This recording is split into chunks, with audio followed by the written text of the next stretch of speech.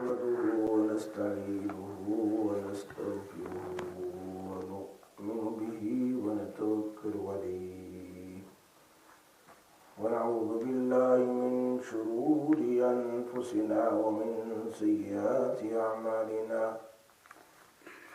من يهده الله فلا مضل له ومن يضلل فلا هادي له ونشهد أن لا إله إلا الله وحده لا شريك له ونشهد أن سيدنا ونبينا وحبيبنا وشفيعنا وسندنا ومولانا محمدا عبده ورسوله أما بعد فقد قال النبي صلى الله عليه وسلم نعمتان مغبون فيهما كثير من الناس الصحة والفراغ وقال رسول الله صلى الله عليه وسلم اغتنم خمسا قبل خمس شبابك قبل هرمك وصحتك قبل سقمك وغناك قبل فقرك وفراغك قبل شغلك وحياتك قبل موتك أو كما قال رسول الله صلى الله عليه وسلم صدق الله العلي العظيم وصدق رسوله النبي الأمي الحبيب الكريم ونحن على ذلك لمن الشاهدين الشاكرين والحمد لله رب العالمين. میرے بھائیوں، پردہ نشین میری محترمہ مائیں اور بہنیں، مشکات شریف کی حدیث امام نووی رحمۃ اللہ علیہ بخاری شریف کی ایک حدیث بیان فرماتے ہیں. مشکات شریف کی حدیث ہے کہ 5 چیزوں کو 5 چیزوں سے پہلے غنیمت سمجھو. 5 چیز آئے اس سے پہلے 5 چیزوں کو غنیمت سمجھو. سب سے پہلے انہوں نے حدیث میں بیان فرمایا، اللہ کے نبی صلی اللہ علیہ وسلم بیان فرمایا، شبابک قبل حرمک. شبابک، جوانی کو غنیمت سمجھو بڑھاپا آنے سے پہلے. جوانی کو غنیمت سمجھو، چونکہ جوانی میں انسان کے پاس طاقت ہے، قوت ہے، جذبہ ہے. کرنا چاہو گے تو جوانی میں آدمی پہاڑ بھی اٹھا سکتا ہے، یہاں سے وہاں لے جا سکتا ہے اگر کرنا چاہے. تو محنت کر کے اپنے لیے آخرت میں ذخیرہ کیوں نہیں بنا سکتا ہے؟ جوانی گزر جاتی ہے، بڑھاپا آ جاتا ہے تو ہاتھ پاؤں پھر کمزور ہو جاتے ہیں، پیروں میں درد رہتا ہے، کبھی گھٹنوں میں درد رہتا ہے، کبھی باک میں. صبح اٹھتے ہی 10 بیماری ظاہر ہوتی ہے، کبھی شولڈر میں، کبھی سر میں، کبھی باک میں، کبھی بلڈ پریشر، کبھی شوگر، کبھی کیا. تو طاقت آہستہ آہستہ آہستہ ختم ہو جاتی ہے. اللہ کے رسول صلی اللہ علیہ وسلم نے بات بڑے عجیب بیان فرمایا، اغتنم خمسا قبل خمس. 5 چیزوں کو 5 چیزوں سے پہلے غنیمت سمجھو. جوانی کو غنیمت سمجھو. اب بوڑھے لوگوں کے سامنے جوانی کا ذکر کرنا بھی بیکار ہے. بوڑھے لوگوں کے سامنے جوانی کا ذکر کرنا بھی بیکار ہے، ورنہ خامہ کا ان کے منہ میں پانی آئے گا. کاش کہ پھر دوبارہ ہم جوان ہو جائے. ویسے ہوتے تو ہونے والے تو نہیں ہیں، چاہے کچھ بھی کشتا کھا لو، کتنے ہی دوا پی لو، کیا کر لو، لیکن اب جوان ہونے والے نہیں ہیں. وہ تو جو بدن ہے ہی وہی ہے، جو ہو گیا ہو گیا. لیکن آگے جو ہے وہ رسول اللہ صلی اللہ علیہ وسلم نے جو دوسری بات جو بیان کی ہے کہ چلو ابھی چلتے پھرتے تو ہو، جوانی چلی گئی.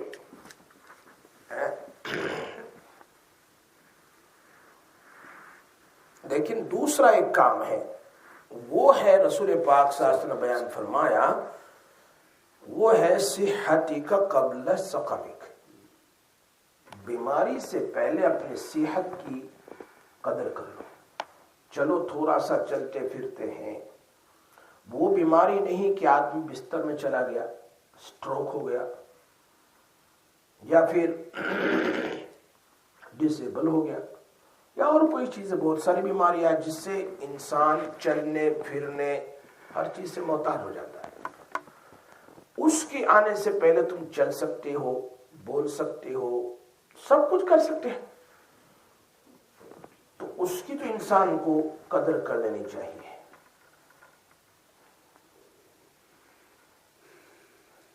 اور تیسری بات جو بیان فرمائی نبی اکرم صلی اللہ علیہ وسلم نے کہ جو مال اللہ پاک نے ابھی دیا ہے اس مال کی بھی قدر کرو، کہیں ایسا نہ ہو کہ تم فقیر ہو جاؤ۔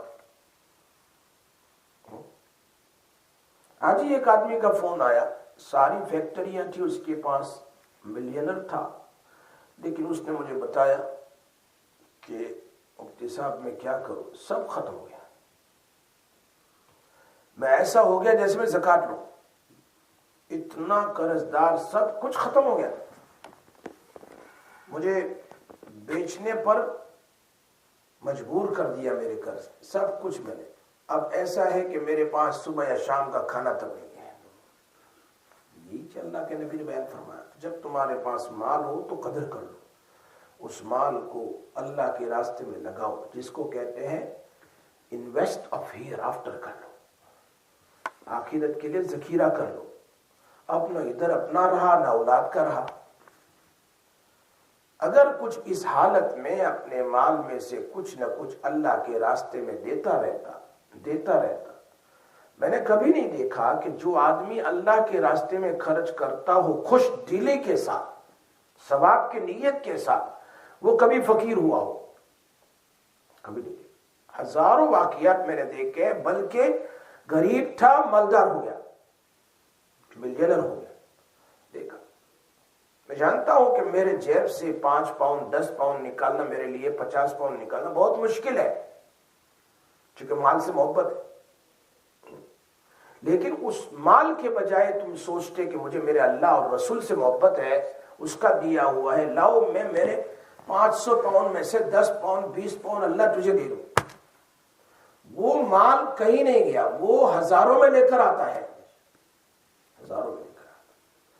لیکن جو مال جو اسراف میں ادھر ادھر خرچ کر لیتے ہیں تو وہ تو برباد ہو جاتا ہے، ختم ہو گیا۔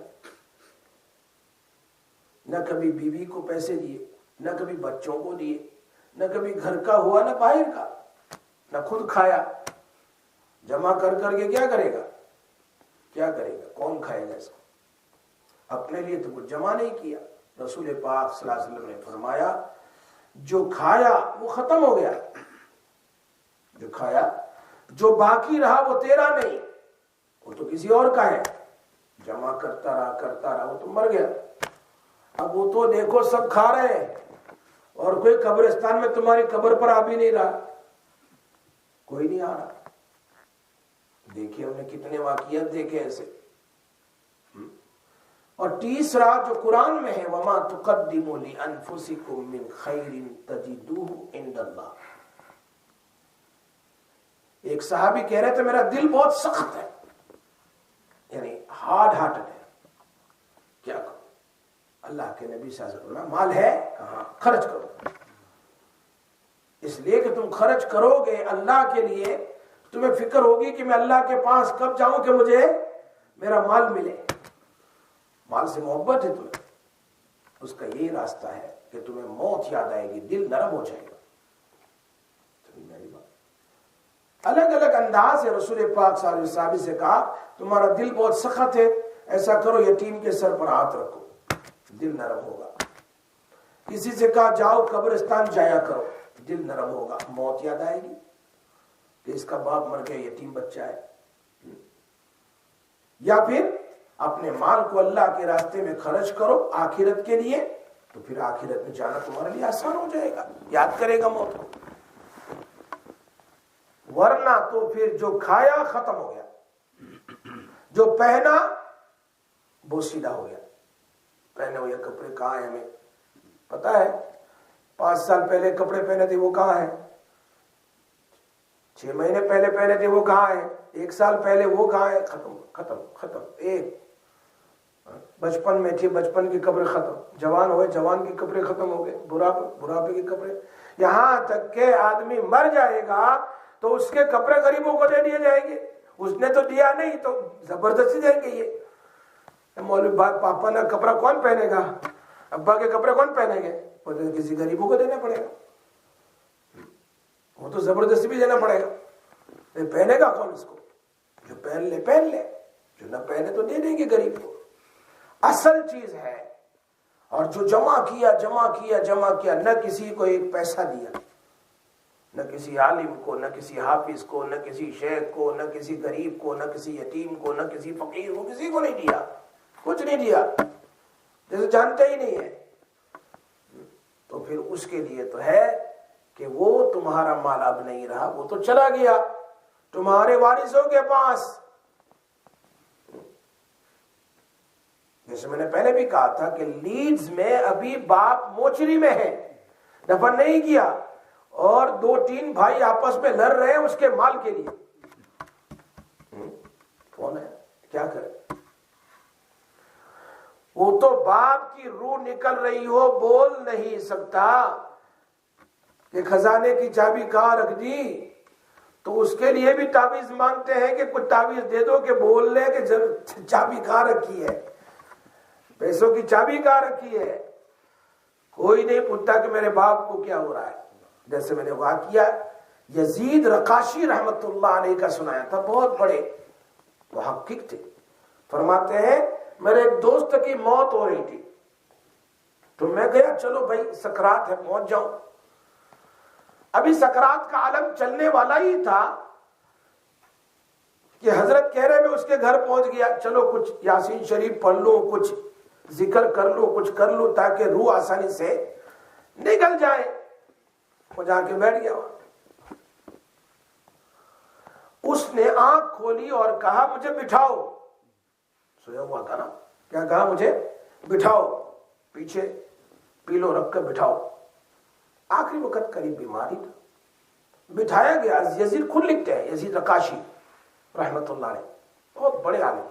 فرماتے ہیں کہ میں نے ان کو بٹھایا تو سامنے باپ کھڑا ہے، ماں کھڑی ہے، بیوی کھڑی، بچے کھڑے. یہی تو ہوں گے، 4 ہی ہوتے ہیں گھر میں. ماں باپ چلے گئے تو پھر تو بیوی بچے تو ہوتے ہی ہیں. مرتے وقت تو سارے گھر والے ہی ہوتے ہیں. بھائی آ گیا یا تو چچا آ گیا، کوئی آ گیا، لیکن زیادہ تر تو فیملی ہی ہوتی ہے. اس نے بیٹھے بیٹھے سوال کیا ابو اور امی سے، تم کیوں رو رہے ہو؟ کہا ایک ہی بیٹا ہے، چلا جائے گا، ہمیں کون کھلائے گا؟ ابھی نوکری کرنا ہے نا، کام کر کے تو لاتا تھا، تم بوڑھے ہو گئے، کچھ دیتا تھا ہمیں. یہ تو اچھا یہاں کی گورنمنٹ کچھ دے دیتی ہے. یہ وہاں کا واقعہ ہے جہاں کچھ نہیں ملتا. بیوی سے پوچھا تو کیوں روتی ہے؟ ایک میرا شوہر جائے گا تو گھر میں اندھیرا ہو جائے گا، شوہر کے بغیر تو اندھیرا ہوتا ہے. سمجھے؟ بچوں سے پوچھا ابو ہمیں کون لے جائے گا یہاں وہاں گھومنے پھرنے خریدنے کے لیے دکانوں میں؟ جو بات کرنی تھی کی. یزید فرماتے میں سن رہا ہوں. انہوں نے کیا کیا؟ اس نے کہا ماں باپ سے تم بھی اپنے لیے رو رہے ہو. تم بھی کیا ہے؟ اپنے لیے رو رہے ہو کہ پیسے کون دے گا. بیوی تو بھی اپنے لیے رو رہی ہے کہ کون خریدے گا، میں کون دے گا. بچے بھی اپنے لیے رو رہے ہیں. میرے لیے تو کوئی روتا ہی نہیں، ابھی تو میں زندہ ہوں، میرے لیے تو کوئی روتا ہی نہیں کہ ابھی میری روح نکلے گی، آگے میرا کیا ہوگا، اس کے لیے تو کوئی روتا ہی نہیں ہے. ابھی میں قبر میں سلا دیا جاؤں گا، میرا کیا ہوگا، اس کے لیے تو تم کوئی روتے ہی نہیں ہے. بس یہ کہا، اس نے کلمہ پڑھا اور انتقال کر گیا. اس لیے اللہ نے قرآن میں جگہ جگہ بیان فرمایا وَمَا أَنفَقْتُم مِّن خَيْرٍ وَهُوَ يُخْلِفُ. جو تم خرچ کرو گے وہ دوبارہ تمہارے پیچھے آئے گا. خلف کے معنی پیچھے. اونٹنی جو ہے نا اوپر بیٹھا ہوا آدمی اور پیچھے جو بیٹھا اس کو کہتے خلیف. خلیفہ یعنی ابو بکر صدیق خلیفہ تھے، عمر فاروق خلیفہ تھے، حضرت عثمان کیوں یہ ایک کے بعد آئے. اللہ کے نبی گئے فوراً خلیفہ ابو بکر آئے، پھر عمر آئے، اس لیے ان کو خلیف کہا جاتا ہے. تو یخلف کے معنی ابھی تم دو گے تو وہ اللہ پاک تمہیں اس کا بدلہ ضرور دے گا. خلیف وَمَا أَنفَقْتُم مِّن خَيْرٍ فَهُوَ يُخْلِفُ. 20ویں سپارے میں اس کا ذکر ہے. اللہ پاک ضرور دے گا، کوئی شک نہیں، اللہ کے خزانے میں کمی نہیں۔ ابھی پرسوں ترسوں میں نے سبق میں سنایا تھا کہ ایک آدمی نے بیان میں سنا کہ جو ایک دے تو اس کو 10 ملے گا، ایک دے تو 10 ملے گا۔ اب بیچارے کے پاس 10 ہی تھے، اس نے 10 سے 10 دے دیے تو 100 مل جائیں گے نا۔ انتظار میں بیٹھا رہا، صبح ہو گئی، دوپہر ہو گئی، شام ہو گئی، کھانا لانا ہے، پیسے نہیں۔ اور یہ مولوی صاحب تو بہت فضائل بیان کر رہے تھے، 10 دے، ایک دے گا تو 10، 10 دے گا تو 100 ملے گا۔ اب یہ انتظار میں اس کو اتنی فکر، ٹینشن میں اس کو ڈائریا لگ گیا، کیونکہ ابھی کھانے کے پیسے بھی نہیں ہیں۔ اللہ کے نبی صلی اللہ علیہ وسلم کے پاس ایک صحابی آئے اور پورا اتنا گولڈ، سونے کا ڈھیر لے کر آئے، اتنا ایسا، اور کہا اللہ کے نبی اس کو صدقہ کرتا ہوں۔ اللہ کے نبی نے لیا اور دیوار میں مارا، نہیں چاہیے۔ دوسری طرف ابوبکر صدیق سب کچھ لے کر آ گئے، یہاں تک کہ گھر میں جھاڑو بھی دے دیا، یہاں تک کہ دیوار میں سوئی تھی وہ بھی لے کر آئے، تو ان کی تعریف کی۔ علماء فرماتے اللہ کے نبی صاحب ایک کا سونا پھینک دیا صدقے، اور دوسرے کا قبول کر لیا۔ فرمایا اس کے پاس اتنا ہی سونا تھا، کچھ نہیں تھا، اگر اس کا سونا لے لیا جاتا تو یہ پریشان ہو جاتا، اس کی بیوی پریشان ہو جاتی، بچے پریشان، کہاں سے کھلاتا؟ اتنا دو، باقی اپنے اولاد کے لیے رکھو، سب نہ دو۔ آدمی سب کو دے دیتا ہے، بیٹھ جاتا ہے، پھر جیسی آدمی نے کیا 10 سے 10 ہی دے دیے۔ ابوبکر صدیق کے بارے میں یہ بات نہیں تھی، میں سب کچھ قربان کر دوں گا اللہ کے نبی کے پاس۔ ہر ایک کا مسئلہ اللہ کے نبی جانتے تھے، سب کا مزاج کون کیسا ہے، کون کیسا ہے۔ ابو قحافہ اپنی بیٹی اسما سے کہہ رہے ابوبکر صدیق کے فادر کہ تیرا باپ سب کچھ لے گیا، کچھ نہیں چھوڑا۔ نہیں چھوڑا ہے، بیٹی نے کہا چھوڑا ہے، کہاں ہے؟ بیٹی نے اتنے سے پتھر بائی سے لیے اور اوپر کپڑا ڈال دیا، اور ان کا باپ تو نابینا تھا، ہاتھ رکھ دیا، دیکھو یہاں ہے، اچھا چھوڑ کر گیا ہے، چھوڑ کر۔ ابوبکر صدیق ہے نا، اسی لیے ام المومنین عائشہ رضی اللہ تعالیٰ نے ایسی بیٹھی ہوئی تھی ایک مرتبہ آنگن میں، ایسے گھر کے باہر آنگن ہوتا ہے نا چھوٹا سا، وہاں بیٹھی، اور بہت سارے ستارے نظر آئے، ستارے نظر آئے۔ تو اتنے میں اللہ کے نبی صلی اللہ علیہ وسلم تشریف لائے ان کے مکان میں، حضرت عائشہ کے مکان میں، اپنی بیوی کے مکان۔ تو حضرت عائشہ رضی اللہ تعالیٰ سے پوچھا کیا دیکھ رہی ہو؟ حدیث میں کیا دیکھ رہی؟ کہا میں ستاروں کو دیکھ رہی ہوں، ستاروں کو دیکھ رہی۔ کہ اللہ کے نبی حل لأحد من الحسنات کعدد نجوم السماء، کیا کسی کے پاس ان ستاروں کے برابر بھی نیکیاں ہوگی؟ کیا سوال کر رہی تھی؟ حل لأحد، کیا کسی کے پاس اتنی نیکیاں ہیں جو ستاروں سے بھی زیادہ ہو؟ اللہ کے نبی نے فرمایا نعم یا عائشہ، ہاں۔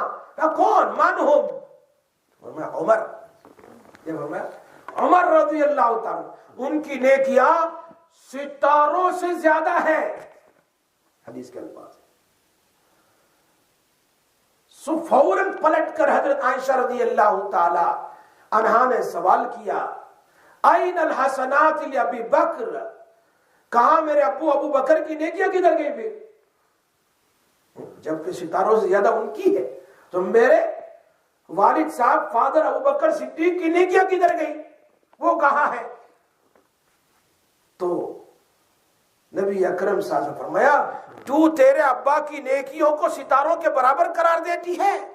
تیرے ابو کی نیکیاں پوری زندگی کی نہیں، صرف ایک رات، جس رات میں وہ میرے ساتھ سفر میں تھے، ہجرت میں، وہ 3 راتیں جو غار سور میں رہے، یعنی ہجرت کی رات میں چھپ کر اللہ کے نبی کے ساتھ رہے، وہ 3 رات کی نیکیاں، وہ غار کی نیکیاں، وہ ہجرت کی نیکیاں حضرت عمر کی ستاروں کی اور پوری زندگی کی نیکیوں سے زیادہ ہے۔ پوری زندگی کی نیکیاں ایک طرف اور صدیق کی اتنی نیکی بڑا اس سے زیادہ ہے۔ یہ ہجرت کی رات میں ان اللہ معنا کہا کہ کہنا تو یہ چاہیے ان اللہ معی و معک، اللہ میرے ساتھ ہے اور تمہارے ساتھ، اس لیے کہ وہ کافر جو دیکھ رہے تھے، یعنی کافر کے پیر نظر آ رہے تھے، کار میں وہ بیٹھے ہوئے تھے، نبی صلی اللہ علیہ وسلم صحابی ابو بکر صدیق، سیدنا ابو بکر صدیق بیٹھے ہوئے دونوں، اور ویسے نظر آتے تھے ان کے پیر، اگر یہ بیٹھ جائیں تو ہمیں اندر میں نظر آ جائیں گے کہ ہم اندر میں ہیں، وہ ہم کو دیکھ لیں گے۔ تو کہا اللہ کے نبی یہ لوگ تو آ گئے ہیں، دشمن غار کے پاس، اور غار کے اوپر تو جی کبوتری نے انڈا رکھ دیا اور اوپر سے مکڑی نے جالا بھی ٹن دیا، اوپر سے کہا کہ یہاں سے کوئی جائے گا تو ظاہر بات ہے کہ یہ انڈے والی یہاں کبوتری یا کبوتر نہیں ہونا چاہیے، یہ اسی طرح وہ جالا نہیں ہونا چاہیے، کوئی آدمی جائے گا تو وہ ٹوٹ جائے گا، لیکن نیچے سے نظر آتا تھا۔ تو اس وقت اللہ نے جو آیت اتاری وہاں پر ان اللہ یا ابا بکر لا تحزن، لا تحزن، فکر مت کر، اللہ ہم دونوں کے ساتھ ہے۔ یہاں نبی اور صدیق کو ساتھ جوائنٹ کر دیا، جا ساتھ ہونا تو میرے ساتھ تیرے ساتھ ہے، ایسا نہیں کہا ہم دونوں کے ساتھ ہے۔ فکر کیا محبت تھی صدیق کو اپنے نبی محمد رسول اللہ صلی اللہ علیہ وسلم کے ساتھ۔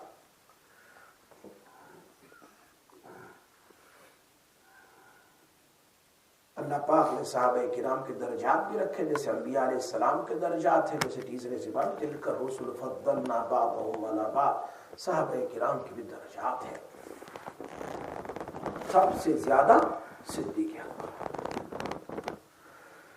تو میں کہہ رہا تھا کہ مال کی قدر کر لو، جو کچھ اللہ کے راستے میں خرچ کرو گے یقیناً اس کا بدلہ اللہ دنیا میں ضرور دے گا۔ قبر تو ہے ہی، آخرت تو ہے ہی، لیکن دنیا میں بھی اس کا بدلہ، یہ کہتے ہیں وما انفقتم من شیء فهو یخلفہ، جو خرچ کرے گا اس کا کئی گنا اللہ تمہیں دنیا میں دے گا۔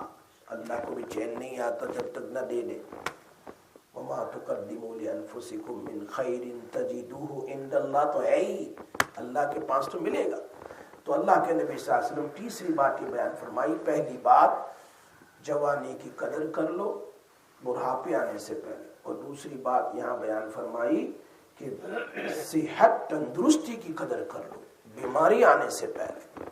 بیماری آئے، مسجد نہیں جا سکتے، مصلی پر کھڑے نہیں ہو سکتے، ٹوائلٹ تک نہیں جا سکتے، ایسی بیماریاں آنے سے پہلے کیا کر لے بھائی؟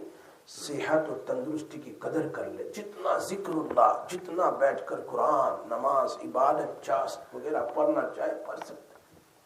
تیسری بات، مال و دولت جو اللہ نے دی ہے اس کو غنیمت سمجھو قبل اس کے کہ فقر و فاقہ کی نوبت آ جائے۔ تو میں آپ کو سنا رہا تھا کہ اس آدمی نے مجھے کیا کہا آج ہی صبح کہ سب کچھ ختم ہو گیا، میری ساری فیکٹریاں، دکان سب بند، میرے پاس کچھ نہیں، میں زکوٰۃ کا مستحق ہو گیا۔ آج ہی صبح، یہاں اس کنٹری کی بات کر رہا ہوں میں، سمجھ میں آئی بات؟ اس لیے اللہ کے نبی فرمایا جو کچھ نکالو گے نا تو اللہ اس کبھی بھی وہ آدمی غریب نہیں ہوگا، دیتا رہے دیتا رہے دیتا رہے، آتا رہے گا، کبھی بھی اس کی بزنس میں کمی نہیں آئے گی۔ اس لیے جتنا اللہ دے اس سے کچھ نہ کچھ نکال دیا کرو۔ ایک آدمی مجھے کہہ رہا تھا کہ حضرت کچھ جتنا پیسے آتا ہے ویجز، برکت ہی نہیں ہوتی، 2-4 دن میں ختم ہو جاتا ہے، 2-4 دن ختم ہو جاتا ہے۔ یقین جانیے، میں نے کہا جو تمہیں جب ویجز ملے نا، اگر آپ کو 250 پاؤنڈ ویک کے ملے 300 پاؤنڈ، اس میں سے 10 پاؤنڈ فوراً نکال دے، 10 پاؤنڈ اس 300 میں سے فوراً نکال دے، اور نکال کر کے کسی اللہ کے راستے میں دے دے۔ پھر دیکھ تیرے 290 میں کتنی برکت ہوتی ہے کہ 2090-900 تک کی برکت ہو جائے گی۔ یہ میرا خود کا ذاتی تجربہ ہے۔ میں نے جب اس کو بتایا، اس کے بعد اس نے بتایا برکت ہی کیا بلکہ پیسے میرے بچ جاتے ہیں، بچ جاتے ہیں استعمال کرنے کے بعد۔ میں نے کہا میں نہیں کہتا ہوں، اللہ کے نبی کہہ رہے ہیں، قرآن کہہ رہا ہے، جگہ جگہ اس کا ذکر کر رہا ہے۔ تیسرا سپارہ جب شروع ہوتا ہے وہاں پر یا آیت الکرسی سے پہلے کہہ دیا انفقو مما رزقناکم، خرچ کرو جو ہم نے تم کو دیا ہے۔ یہ 200-300 پاؤنڈ تیرے تھوڑے ہیں، یہ اللہ نے دیا، اگر نہ دیتا تو تیرے پاس کیا ہوتا؟ اگر بیمار کر دیتا تو کہاں کمانے جاتا تھا؟ انفقوا مما رزقناکم من قبل ان یاتی یوم لا بیع فیہ ولا خلۃ ولا شفاعہ، قبل اس کے کہ نہ تمہاری کوئی تجارت، نہ کوئی دوست، کچھ بھی نہیں، ختم۔ اس سے پہلے نہ سفارش، کچھ بھی نہیں چلے، اس سے پہلے اللہ کے راستے میں خرچ کر لو۔ اس لیے اللہ کے نبی صلی اللہ علیہ وسلم اس صحابی سے کہا تیرا دل سخت ہے تو اللہ کے راستے میں خرچ کر، تیرا دل نرم ہو جائے گا۔ تو اپنے مال میں سے نیک لوگوں کو، صلحاء کو، یتیموں کو، بیواؤں کو، اسی طرح جو لوگ غریب جہاں جہاں ہیں اس کو دینا ہے۔ زکوٰۃ تو دینی ہی دینی ہے، لیکن اوپر سے صدقہ نکالو، یہ اپنے لیے۔ زکوٰۃ تو فرض ہے، زکوٰۃ تو اللہ کا فریضہ ہے، زکوٰۃ تو اللہ کا فریضہ ہے، صدقہ جو ہے وہ اپنے لیے کر رہے ہیں نا۔ اسی لیے آتا حدیث میں کہ تم فرض نماز دیکھی جائے گی سب سے پہلے، تو فرض نماز میں کمی ہے تو تمہاری نفل سنت کو دیکھا جائے گا، اور نفل سنت سے تمہاری فرض پوری ہو جائے گی، لیکن نفل سنت نہیں ہے تو اسی میں تم پھنس گئے۔ اسی طرح روزے میں فرض روزے تو ہے ہی ضروری، اس میں کمی کوتاہی تمہارے نفل روزے سے اس کو پورا کیا جائے گا، یہ حدیث کے الفاظ ہے۔ اور اسی طرح تمہارے پاس زکوٰۃ تم نے دی ہے تو اس میں کمی کوتاہی ہے تو تمہاری نفلی صدقات کو دیکھا جائے گا، ورنہ فرض میں کمی کوتاہی تمہارے پاس نفل نہیں ہے تو پھر پکڑے جاؤ گے۔ اس لیے اپنے ان پیسوں سے اپنے زکوٰۃ کے اندر میں کمی کوتاہی ہو سکتا ہے، کچھ بھول جائے، کچھ کم ہو جائے، کچھ دیا کچھ نہیں دیا، کچھ کیا ہو گیا، کچھ کیا ہو گیا، زندگی کا مسئلہ ہے۔ اس لیے دنیا سے جانے سے پہلے ہم اپنا راستہ ایسا صاف کر کے جائیں کہ تم آخرت میں جاتے ہی اللہ کے پاس اپنی ساری چیز کو پا لیں۔ وَمَا تُقَدِّمُوا لِأَنفُسِكُم مِّن خَيْرٍ تَجِدُوا، اچھے انداز میں ملے گا، وَالْآخِرَةُ خَيْرٌ وَأَبْقَىٰ۔ یہاں تیسری بات یہ بیان کر دی۔ حضرت تھانوی رحمۃ اللہ علیہ نے ایک بات بیان فرمائی کہ جب فقیری آتی ہے نا تو پھر کچھ نہیں کر سکتے۔ جیسے میں نے آج کا ہی واقعہ آپ کو تازہ سنایا، اس آدمی کا سب ختم ہو گیا، اور وہ رات زکوٰۃ کا مستحق ہو۔ ایک مرتبہ میرے پاس میں اتنی فیکٹری تھی، مکان تھے، سب کچھ تھا، سب ختم ہو گیا، سب بینکرپٹ، سب چلا گیا۔ اور اوپر سے بیمار بھی آدمی ٹینشن میں چلا جاتا ہے، ڈپریشن میں چلا جاتا ہے۔ ایک آدمی زندگی پر ملینرز ہو، ایک دم چلا جائے، ختم ہو جائے۔ ایسے ہم نے کئی واقعات دیکھے اپنی آنکھوں سے، روتے ہوئے، لوگوں کے سامنے بھیک مانگتے ہوئے۔ ابھی آج کل یوٹیوب پر چل رہا ہے، ایک آدمی وہ آشرم میں سویا ہوا ہے، 80 کروڑ اس کے پاس، لیکن بچوں نے اس کو گھر سے نکال دیا۔ بیٹے نے اور بیٹی دونوں ڈاکٹرز ہیں، لائرز ہیں، اس کو گھر سے نکالا، وہ مندر میں سویا ہوا ہے۔ 80 کروڑ اس کے پاس تھے، ایک پیسے کا محتاج، وہ دوسرے کا کھانا کھا رہا ہے۔ وہ تو مندر میں تو جو لوگ دے جاتے ہیں وہی کھاتے ہیں نا، سمجھ میں آئی بات؟ یہ چیزیں اللہ کو دینا بھی آتا ہے، لینا بھی آتا ہے۔ ہم اللہ کو راضی کرتے رہے، دیتے رہے، کبھی ختم نہیں ہوگا بلکہ زیادہ آئے گا۔ اسی لیے ترمذی شریف میں جب کتاب الزکوٰۃ شروع ہوتا ہے تو امام ترمذی نے سب سے پہلے جو حدیث بیان کی، پہلی حدیث فرض زکوٰۃ کی نہیں، پہلی حدیث ابو ذر غفاری رضی اللہ کے نبی ایسے بیٹھے ہوئے تھے کعبہ کے سائے میں ایسے، اور ابو ذر غفاری آ رہے ہیں اور اللہ کے نبی کہہ رہے ہیں ہلاک ہو جائے، ہلاک ہو جائے، برباد ہو جائے، برباد ہو جائے، برباد۔ وہ سچے کہ اللہ کے نبی مجھے کہہ رہے ہیں، مجھے کہہ رہے ہیں۔ ابو ذر غفاری تو بہت ہی سخی آدمی، ان کا تو مسئلہ یہی تھا کہ تمہارے پاس ایک دن رات کے کھانے سے زیادہ ہو اور تم خرچ نہ کرو تو جہنم میں جاؤ گے۔ ان کا تو مسئلہ یہی تھا، اس لیے تو ان کو مدینہ منورہ سے وہ ربضہ چلے گئے، چونکہ وہ نہیں برداشت کر سکتے تھے کسی کے پاس ایک دن سے زیادہ پیسے۔ لیکن ان کو دیکھ کر اللہ کے نبی سے کہا یا رسول اللہ میرے ماں باپ آپ پر قربان، کس کے بارے میں آپ کہہ رہے ہیں؟ فرمایا وہ لوگ جو مالدار ہیں وہ برباد ہو جائے، برباد ہو جائے، مگر کہہ کر اللہ کے نبی نے کیا کہا جو ادھر دے جو ادھر دے، اللہ کے نبی نے اپنے ہاتھوں سے اشارہ کیا اس حدیث میں، ادھر دے ادھر دے ادھر دے، یعنی ادھر ضرورت ادھر والوں کو ادھر دے، ادھر والوں کو ادھر ہے، یعنی اللہ کے راستے میں ہر وقت خرچ کرتا رہے تو وہ کرنے کو وہ ضرور کر۔ یہ بات امام ترمذی نے اس باب کے شروع پہلی حدیث بیان فرمائی۔ اللہ کے نبی صلی اللہ علیہ وسلم کے زمانے میں اللہ کے نبی صحابہ کرام کو اگرچہ ان کے پاس کچھ نہیں ہوتا تھا تو صحابہ کچھ نہیں ہوتا پھر بھی پورا دین پانی کھینچتے تھے، اور جو پیسے ملتے کھجور وہ لا کر اللہ کے نبی کو دے دیتے تھے۔ کامیابی اسی میں۔ تو حضرت تھانوی رحمۃ اللہ علیہ فرماتے ہیں ڈھاکہ میں، ڈھاکہ انڈیا میں جگہ ڈھاکہ، ایک نواب صاحب تھے، بڑے رئیس تھے، بہت ہی مالدار۔ جب ان کا انتقال ہوا تو بہت دولت چھوڑی، بہت دولت۔ اب ایک بیٹا تھا اور ایک بیٹی تھی۔ اب اتنی بڑی دولت چھوڑ کے گیا، نہ کھایا، نہ شیخ جی نہ کھایا نہ پیا، اور پیسے چھوڑ کے چلا گیا۔ ابھی وہ میں نے نہیں پڑھا، نیوز میں آیا تھا، اور بیٹی نے سرپرائز دیا اپنی ماں کو۔ کیا سرپرائز دیا؟ برتھ ڈے سرپرائز، نیا بیٹ خریدوں گی۔ کیا خریدوں گی؟ نیا بیٹ میری ماں کے لیے۔ تو بیچاری نے تو نیا بیٹ پرانا تھا وہ اٹھایا، باہر رکھ دیا اسٹریٹ میں، وہ تو گھومنے والے تو اٹھا کے لے ہی جاتے ہیں نا، اور نیا بیٹ رکھ دیا۔ اور ماں جب گھر میں آئی تو دیکھا ہے بیٹ changing. Mummy I gave you surprise, your birthday today, I gave you surprise۔ اور سرپرائز کی کیا بات کر، میرا میٹرس کا ہے دوسرا، کہ میں نے رکھ دیا، کوئی لے گیا، اس کے اندر میرے ڈالر ہے، ہزاروں کتنے سالوں سے وہ اندر میں رکھتی تھی، اس کے اندر میں وہ لے جانے والا لے گیا۔ وہ بیچارہ نہ صحت نے کھایا نہ پیا۔ سمجھ میں آئی بات؟ ایسے ہی ڈھاکہ کا واقعہ جو تھانوی رحمۃ اللہ بیان کرتے ہیں، بہت مالدار تھا، نہ خود کھایا نہ پیا، چھوڑ کے چلا گیا۔ اب بیٹا اور بیٹی مزہ کر رہے، باپ کا مال تو مال مفت ہے نا، کہاں محنت کی ان لوگوں نے۔ اب بیٹے کو بھی ذرا ایک چسکا لگ گیا، اور بیٹی کو بھی، وہ کیا ہے ماچس والا واقعہ اور وہ کپڑے والا۔ تو بیٹا ایک مرتبہ بازار میں گیا اور ماچس کی ضرورت پڑی، ماچس گھر پر لایا۔ ایسے اس زمانے میں جلاتے تھے نا کینڈل وغیرہ، تو وہ ماچس جب جلاتے ہیں اس میں سے ایک قسم کی بدبو نکلتی ہے، وہ ایک قسم کی، تو آپ کو اگر ایسے جلائے اس کو اچھی لگی، وہ بدبو اس کو اچھی لگی۔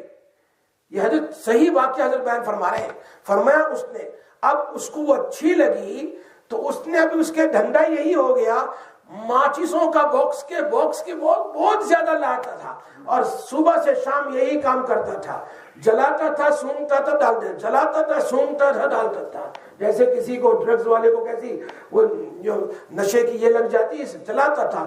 ہزاروں لاکھوں روپے اس نے خرچ کر دیے صرف جلانے میں، پیسے جلا دیے سب۔ اور بیٹی نے کیا کیا، کپڑا خریدنے کے لیے گئی، نواب کی بیٹی ڈھاکہ کی کپڑا خریدنے کے لیے گئی، تو جب کپڑا جب اس کو کینچی سے ایسے تھوڑا سا ایسے چیرتے ہیں نا ایسا، پھر اس کے بعد آواز آتی ہے اس میں، ایسا وہ کھینچتے ہیں نا ایسے، تو اس میں ایک قسم کی آواز آتی ہے کپڑے کو چیرتے ہوئے، تو اس کو وہ آواز اچھی لگ گئی۔ اب گھر پر کپڑوں کے ڈھیر لائی، پورا دن یہی کاٹتی رہتی چیزیں، جو آواز سنتی رہتی تھی، بس اسی طرح اس نے سارے پیسوں کو ضائع کر دیا۔ حضرت فرماتے ہیں کہ یہ اپنے آنکھوں سے دیکھا ہے۔ یہ تو ایسی حالت ہوتی ہے، کہہ رہے ہیں اپنے مال کو اللہ کے راستے میں خرچ کرو، نہ کہ اسراف ضائع کرو نہیں۔ اور چوتھی بات جو بیان فرمائی، فراغ کا قبل الشغل، تمہارا فری ٹائم اللہ کے لیے استعمال کرو، قبل اس کے کہ تم مشغول ہو جاؤ، قبل اس کے کہ تم مشغول ہو جاؤ۔ یہ بہت ضروری ہے۔ آدمی کی زندگی ایسی آ جاتی ہے کہ اس کو پھر نہ اللہ کی یہاں مسجد میں جانے کی توفیق نہیں ملتی۔ دیکھو کتنے لوگ پہلے مسجد میں آتے تھے لیکن اپنے دنیاوی کام کاج میں اور بزی ہو گئے، ان کے پاس فرض نماز پڑھنے کا بھی ٹائم نہیں ہے۔ وہ پھر شام میں 2-4 نماز ایک ساتھ پڑھ لیتے ہیں. یہ اس لیے فرمایا اپنے وقت کو غنیمت سمجھو.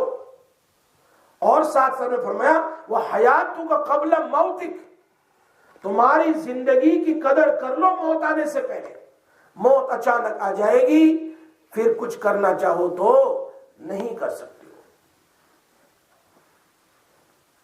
آج ہم اپنا جائزہ لے کر دیکھیں کہ کیا ہمارے اوقات، ہم وقت کو صحیح استعمال کر رہے ہیں؟ ہم اللہ کے دیے ہوئے ٹائم کو صحیح جگہ استعمال کر رہے ہیں؟ بہت مشکل. ہم اپنے ٹائم کو ضائع کر رہے ہیں.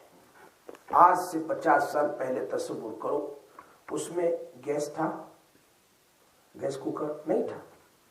لائٹ تھی؟ نہیں. یہ روٹی بنانے کا مشین تھا؟ نہیں تھا. اور اسی طرح آٹا گوندنے کا مشین نہیں، کچھ بھی نہیں تھا. ہر کام لوگ کسے کرتے تھے؟ اپنے ہاتھ سے کرتے تھے. چولہا جلانے کا کان مچیڑا چالو ہو گیا؟ نہیں. اس زمانے میں لکڑیاں لاؤ اور اس کو کاٹو اور اس کو جلاؤ. آدھا گھنٹہ تو جلانے میں لگ جاتا ہے، اس کو پھونک مارنے میں. پھر یہ جلتا ہے تب وہ روٹا بنتا ہے جو کا، جبکہ روٹی تب بنتی ہے. اگر چائے بھی پکانی ہو تو چائے کو بھی آدھا گھنٹہ لگ جاتا ہے، اس لیے کہ اس کو جلانا پڑے گا لکڑیوں سے.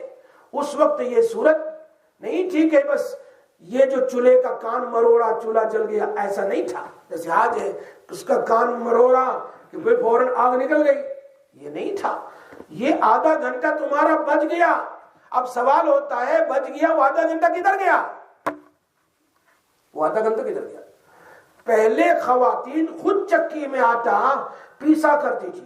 ویسے وہ چکی جو پتھر کی ہوتی تھی اس میں رکھ کر وہ آٹا پیستی تھی، پھر آٹا خود گنتی تھی، پھر روٹی پکاتی تھی، چولہے کو جلاتی تھی. اب تو آٹا بھی تیار مل رہا ہے، پیسنے کی ضرورت. وہ پیسنے میں کتنا ٹائم لگتا ہے؟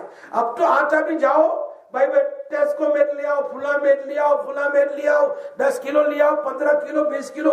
ہر وقت آٹا گھر میں ہے اور پھر اس کو ضرورت بھی نہیں. ایسے آٹا ڈالا اور اوپر پانی ڈالا تو مشین نے بھی گوننا. وہ جب آدھا گھنٹہ لگتا ہے اب تو 5 منٹ میں ہو گیا. تو اب تو پہلے زمانے میں تو اس کو پکانے کی بھی پرابلم ہوتے تھے. اب تو توی رکھی، وہ گرم ہو گیا، اس پر روٹی ڈالی، روٹی پک گئی، 15-20 منٹ میں کھانا تیار. مسالے ہیں تو پہلے تو سل کے اوپر پیسے جاتے تھے مرچیوں کو، فلاں کو. اب تو مشین کے اندر میں ڈالا گرائنڈر کے اندر تو ودن 2 منٹ تمہارا مسالہ تیار ہے. پہلے تو سفر میں بہت وقت لگتا تھا، یہاں جانا ہو، وہاں جانا ہو، فلاں جانا ہو. لیکن اب تو گاڑی اٹھائی، چابی لگائی کے وہاں پہنچ جاتے ہیں. یہ سارا وقت کدھر گیا؟ لوگ اس زمانے میں گھروں سے قرآن کے پڑھنے کی آواز آتی تھی، کام کرنے کے باوجود بھی ہر گھر سے قرآن پڑھنے کی، نماز کی، عبادت کی، ذکر اللہ کی آوازیں آتی تھی. اب وقت نہ ملتے ہوئے بھی اب تو ہزاروں وقت کہاں جا رہا ہے یہ وقت؟ اب تو بوڑھے لوگ بھی فون میں بیزی ہے. سمجھ میں آئی بات؟ ٹک اور ٹوک میں ایسے لگے ہوئے ہیں کہ گھنٹے در گھنٹے، ایک گیا پھر دوسرا گیا پھر بس سکرول کرتے رہو اور دیکھتے رہو. سارا وقت جو پکانے کا تھا اس زمانے کا بچا ہوا ہم نے اس کو ایسے لگا دیا. اب یہ فون اتنی خطرناک چیز ہے، صبح سے شام تک ہزاروں کبیرہ گناہ اس پر ہوتا ہے. ایک دن میں ہزاروں کبیرہ گناہ ہوتا ہے. ننگا فوٹو لکھ لیا، ہزاروں کبیرہ گناہ ہوتے. کیسے؟ تو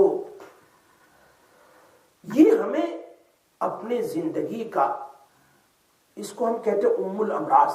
مولانا تھانوی رحمۃ اللہ علیہ کی کتاب ہے ام الامراض. ساری بیماریوں کی ماں. ساری بیماریوں کی ماں کون ہے؟ وقت کی قدر نہ کرنا، ٹائم کی ویلیو نہیں رکھنا. یہ ہیں ساری، یعنی لا یعنی بات جو ہمارے 6 نمبر کا ایک پوائنٹ ہے. unnecessary talks. اب تو بھی نہیں بولتے ہیں لا یعنی ٹاک، لا یعنی باتیں. تو اس زمانے میں ہم جاتے تھے جماعت میں، تو یہ لا یعنی بات جو ہوتی ہے جماعت میں وغیرہ، فلاں اور فلاں، جہاں بیٹھے لوگ بیٹھ جاتے ہیں.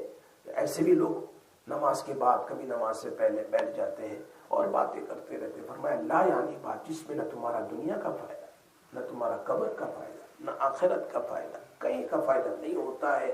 اس لیے یہ رونا جو ہر وقت رہتا ہے کہ وقت نہیں، وقت نہیں، فرصت نہیں، وقت نہیں، فرصت نہیں. ہاں اگر کوئی دین کے کام میں 24 آورز لگا ہوا ہے تو پھر سمجھ میں آتا ہے کہ بھائی کوئی بیزی ہے، مطالعے میں ہے، پڑھنے میں ہے، فلاں میں ہے، فلاں میں ہے، خدمت میں لگے. لیکن اب تو کسی کی عیادت کے لیے بھی جانے کا وقت نہیں ہے. آپ کسی کی عیادت کرنے کے لیے گئے تو جو سنت طریقہ عیادت کرنے کا، اگر اس طریقے سے عیادت کرو گے تو نہ اپنا وقت ضائع ہوگا نہ اس کا وقت ضائع ہوگا. ابھی وہاں بھی جائیں گے تو 1 گھنٹہ بیٹھے رہیں گے اور اس کے ساتھ بھی بجائے نیکی کے گناہ کر کے آئیں گے. نبی اکرم صلی اللہ علیہ وسلم نے اس کو بھی بتا دیا، کسی سے ملاقات کے لیے گئے تو سنت طریقے سے ملاقات کرو، ضرورت کی بات کر کے تھوڑا بہت ہنسی مذاق کر کے رخصت ہو جاؤ. لیکن ملاقات کے اندر بھی اس کے گھر بیٹھے جب تک چائے پوری نہیں ہوتی اور ساری باتیں پوری نہیں ہوتی وہ اٹھ کر جائے فضول ضائع کر دیتے ہیں. تو نواب زادے نے ماچس میں اپنے پیسے ضائع کر دیے اور نواب زادی نے کپڑے پھاڑنے میں اپنے پیسے ضائع کر دیے. اس لیے ہمارے اکابرین، اولیاء کرام، نیک اور صالحین، صحابہ کرام اپنا وقت ضائع نہیں کرتے تھے، ایک ایک وقت کی قدر کرتے تھے. جیسے میں نے پہلے بھی آپ کو کہا تھا کہ ایک حضرت تشریف لائے تھے پاکستان کے، ابھی مغرب کی اذان کی 1 یا 2 منٹ باقی تھی. انہوں نے کہا قرآن لاؤ. بھائی حضرت 1 منٹ باقی اذان کی. کہا مجھے پتا ہے، کم سے کم میری یہ 1 منٹ میں قرآن تو دیکھ لوں، کم سے کم دیکھنے ہی سے اللہ میری مغفرت کر دے. کم سے کم قرآن، پیارا قرآن اللہ کا، دیکھنے ہی سے اللہ میری، پڑھنے کا ٹائم تو نہیں ہے لیکن دیکھ تو لوں میں ذرا سا. آدمی اللہ کی چیزوں، اسی لیے اللہ نے آنکھیں دی ہمیں اچھے کام کرنے کے لیے، کان دیے اچھی بات سننے کے لیے، اچھی بات بولنے کے لیے. تو بے فائدہ کاموں میں ہم اپنا وقت کو ضائع کرتے ہیں صبح سے شام تک. اس میں 4 پیسے کا فائدہ نہیں ہوتا، نہ دنیا کا، نہ اپنا، نہ آخرت کا، نہ اپنے گھر والوں کا. اسی لیے ہمیں چاہیے کہ کیا کریں، اللہ کے راستے میں، اللہ کے لیے اپنے زندگی کو اللہ کی رضامندی میں گزارے، نبی اکرم صلی اللہ علیہ وسلم کی سنت مبارکہ میں گزارے اور یہی کام آئے گا. اس سے زیادہ کوئی چیز کام نہیں آئے گی. یہ چیز ہے قیامت قبر سے ہی پوچھا جائے، قبر سے من ھذا الرجل. کل بخاری شریف میں آ گیا یہ آدمی کون ہے بتاؤ. ھذا الرجل بخاری شریف میں لفظ ہے من ھذا الرسول. تیسرا سوال جو ہوگا، پہلے تو من ربک ما دینک، تیرا رب کون ہے بتا، اور تیرا اسلام، تیرا مذہب کون سا ہے، تو اسلام کہے گا. پھر یہ کون ہے، یہ کون ہے. اب بعض مفسرین محدثین فرماتے اس حدیث میں بخاری شریف کی شرح میں کہ اس کے دماغ میں اللہ ایسی بات ڈالے گا کہ کون ہے تیرا، کس کو تو فالو کرتا تھا، تو اللہ اس کے دماغ میں جواب ڈالے گا نبی رسول اللہ صلی اللہ علیہ وسلم. بعض محدثین فرماتے ہیں کہ فرشتے جو منکر نکیر جو آئیں گے وہ نبی صلی اللہ علیہ وسلم کی شبیہ کو لے کر آئیں گے. شبیہ یہ کون ہے، پہچان. تو اگر دنیا میں سنت کے مطابق زندگی گزارے گا تو کہے گا ھذا نبی رسول اللہ صلی اللہ علیہ وسلم. اور تیسرا قول جو نقل کیا ہے محدثین نے، اس کی قبر سے لے کر مدینہ منورہ تک زمین کو کھول کر اس کو بتایا جائے گا من ھذا الرجل، یہ کون ہے، پہچان. اگر دنیا میں نبی اکرم صلی اللہ علیہ وسلم کی زندگی کے مطابق زندگی گزاری ہے تو کہے گا کہ وہاں ھذا نبی رسول اللہ صلی اللہ علیہ وسلم. اسی لیے اللہ کے نبی صلی اللہ علیہ وسلم انکم تفتنون فی قبورکم، تم اپنی قبر کے اندر میرے بارے میں آزمائے جاؤ گے، یعنی میرے بارے میں تمہیں پوچھا جائے گا. You going to be test in your grave about رسول اللہ صلی اللہ علیہ وسلم. اور ہمارا کوئی نہیں سوائے رسول اللہ صلی اللہ علیہ وسلم. یہی ہمارے نبی اول سے آخری نبی، ان کے بعد کوئی نبی نہیں. یہی نبی، ان کی زندگی ہماری زندگی، یہ جو قرآن لائے وہ ہمارا قرآن، ان کی شریعت ہماری شریعت، اسی کو فالو کریں گے اور کسی کی بات. یہ ہے رسول اللہ صلی اللہ علیہ وسلم اور ان کے بعد ان کے طریقے پر چلنے والے صحابہ کرام ہیں جو سارے صحابہ اور سارے اہل بیت ہیں.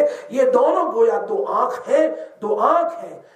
صحابہ کو مانے اہل بیت کو نہ مانے تو بھی تم اچھا نہیں لگتے ہو، اور ادھر سے اہل بیت کو مانے صحابہ کو نہ مانے، یہ دونوں زینت ہے رسول پاک صلی اللہ علیہ وسلم کی زندگی کی۔ اگر اپنی زندگی کو اچھی بنانا چاہتے ہو تو صحابہ کرام اہل بیت کے ایمان کی طرح ایمان لاؤ، اور نبی اکرم صلی اللہ علیہ وسلم کے بتائے ہوئے طریقے کے مطابق زندگی گزاریں گے تو انشاءاللہ اللہ پاک کیا کریں گے، ہماری زندگی کو دنیا میں بھی اچھی بنائے گا، قبر میں بھی اور آخرت میں، اور اللہ ہم کو ان کے ساتھ جنت میں داخل فرمائیں گے۔ یا ارحم الراحمین یا ذا الجلال والاکرام یا حی یا قیوم، اللهم صل علی سیدنا و نبینا و حبیبنا و شفیعنا و سندنا و مولانا محمد وبارک وسلم وسلم علیہ یا ارحم الراحمین۔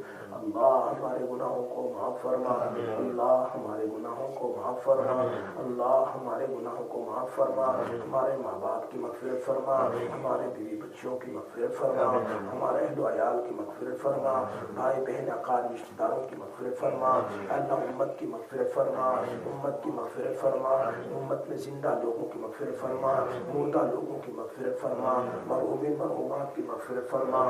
یا اللہ یا رحمان ہم سے راضی ہو جا، ہم سے راضی ہو جا، ہم سے راضی ہو جا، ہمیں اپنا بنا لے اللہ، ہمیں اپنا بنا لے اللہ، ہمیں اپنا بنا لے، اپنے نیک بندوں میں شامل فرما لے، اپنے نیک بندوں میں شامل فرما لے، اپنے محبوب بندوں میں شامل فرما لے۔ اے اللہ مدرسے میں بیٹھ کر بہت ساری ہماری مائیں اور بہنیں اور بیٹیاں دور دور سے درس حدیث کو سننے کے لیے ہر بدھ کو آتی ہے، اللہ سب کا آنا قبول فرما، سب کا آنا قبول فرما، سب کا بیٹھنا قبول فرما۔ ہمارے بہت سارے بھائی بھی ہیں، اللہ سب کو قبول فرما، ہماری دنیا بھی بنا دے، ہماری قبر بھی بنا دے، ہماری آخرت بھی بنا دے، جہنم سے بچا لے۔ اے اللہ تو اپنے پیارے حبیب صلی اللہ علیہ وسلم کے ساتھ ہمیں بھی جنت میں داخل فرما، ان کے مبارک ہاتھوں سے الہ العالمین حوض کوثر کا پانی بھی وہ جو حضرت نے اپنے لبوں پر لگایا ہو، ایسا پانی پینا ہمیں نصیب فرما۔ اللہ کے عرش کے سائے میں ہمیں جگہ نصیب فرما۔ اے اللہ اپنے فضل و کرم سے، اپنے رحم و کرم سے جو بیمار ہیں انہیں شفا عطا فرما، جو پریشان حال ہے ان کی پریشانیوں کو دور فرما، گھریلو جھگڑوں کو ختم فرما، اولادوں کو آنکھوں کی ٹھنڈک بنا، اولادوں کو آنکھوں کی ٹھنڈک بنا، اولادوں کو آنکھوں کی ٹھنڈک بنا، جن کے بیٹے بیٹیاں اے اللہ گھر پر بیٹھی ہے اور ان کے اچھے رشتے نصیب فرما، ان کو اچھے رشتے نصیب فرما، صالحین رشتے نصیب فرما۔ اے اللہ جو نیک لوگ جن کی شادیاں ہو چکی ہے انہیں نیک صالح اولاد نصیب فرما، جو اولاد والے ہیں ان کی اولاد کو آنکھوں کی ٹھنڈک بنا۔ اللہ اپنے فضل و کرم سے، اپنے رحم و کرم سے، اپنے نبی پاک صلی اللہ علیہ وسلم کے صدقے اور ان آمین کہنے والے مرد عورتوں کی آمین کے ساتھ ہماری آمین کو ملا کر ہماری دعا اور توبہ کو قبول فرما۔ صلی اللہ تعالی علی سیدنا محمد و آلہ وسلم۔